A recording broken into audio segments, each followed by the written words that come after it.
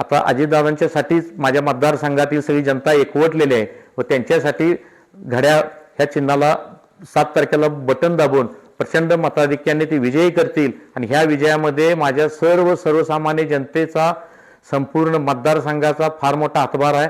मतदारसंघ सोडूनही माझ्या जे संबंधात गेली 20-25 वर्षातील जी स्नेह आहे, ज्यांचं ऋणानुबंध आहेत, तेही ह्यामध्ये ताकदीनं सगळ्या गोष्टीचा आपापल्या संपर्कातल्या माझ्या सगळ्या मतदारसंघातल्या सगळ्या गावाशी मतदारांशी सगळ्या संपर्क साधून जेवढं काय दिलीप भाऊला मतदान देता येतं आहे, कारण हा मैदानात राहिला परत ही संधी तुम्हाला मिळणार नाही, त्यामुळे ही संधी दौडू नका आणि ह्या संधीचं सोनं करा।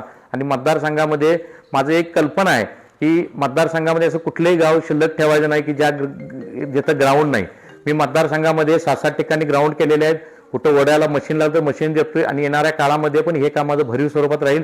सगळं शिक्षणाच्या सोयी असतील, आरोग्याच्या सोयी असतील, प्रामुख्याने सगळ्या गोष्टीमध्ये माझं लक्ष राहणार।